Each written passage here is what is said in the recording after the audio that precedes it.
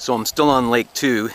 It turns into a long snaky lake, and this is a very wide narrows,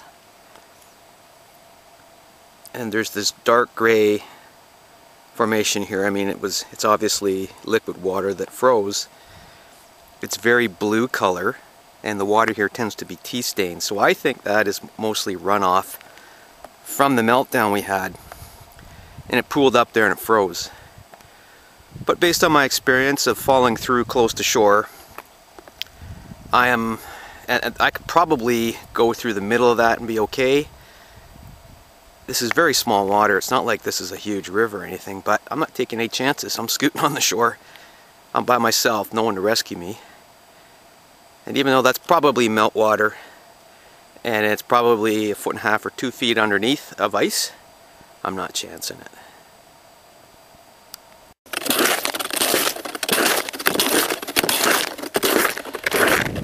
Approaching end of Lake 2. Beautiful scenery. I've bypassed another narrows there, not much of a narrows, but just to be on the safe side. Beautiful old boreal community, jack pine, black spruce. Very old, lots of standing dead firewood in there. Everywhere on this route is firewood.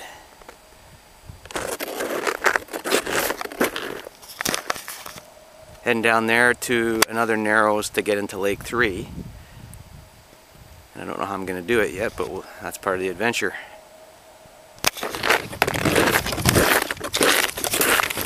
So far, so good.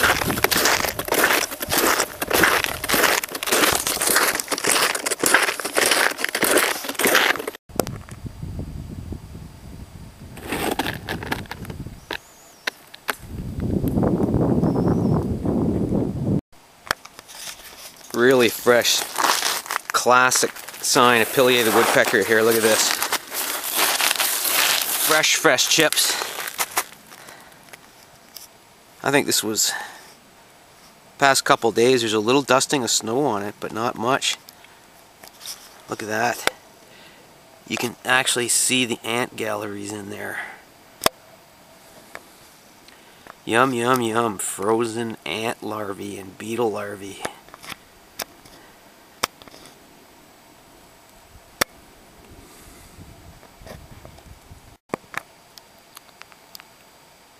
Major little otter slide highway here. I've reached the end of Lake 2.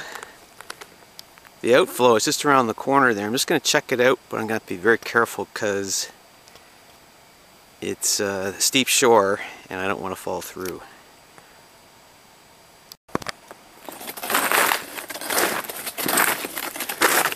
This is really neat. This is the outflow of Lake 3 into Lake 2. I don't know if the microphone can pick that up. I'm just going to lean my camera in. I'm not sure if the camera can hear the flowing water. Anyway, this is neat. It's a cleft in the rock. It's not a beaver dam at all. I can hear the water gurgling, and there's the otter emergence hole, so he's gone down there for access right there. I can't get any closer here.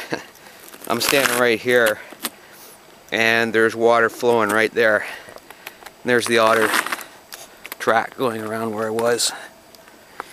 I found the portage trail. It's just around the corner here. So up into Lake 3. Just a little up and over portage trail, about 40 meters or so. There's Lake 3.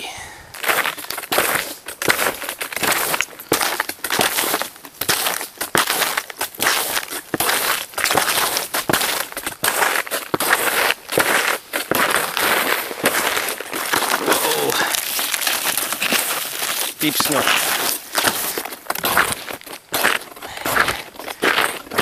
Oh, is that ever a beautiful lake. Look at that. Pure jack pine and black spruce. I know I sound like a broken record, but that is just Beautiful boreal forest. Look at that big old dead pine there. Firewood galore. Just gonna walk over the edge of that outflow, the mini waterfall. Here's the outflow of Lake 3. And when I was down below, just a few minutes ago, I thought it was just a cleft in the rock, and I thought, oh, there's no beaver dam here, but silly me. Of course there's a beaver dam.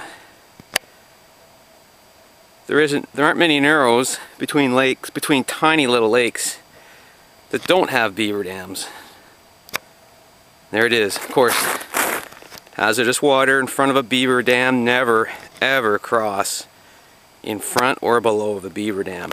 Should be self-evident, but I've seen people do it. And there you can see in the late winter the reason why. So the flow is going that way.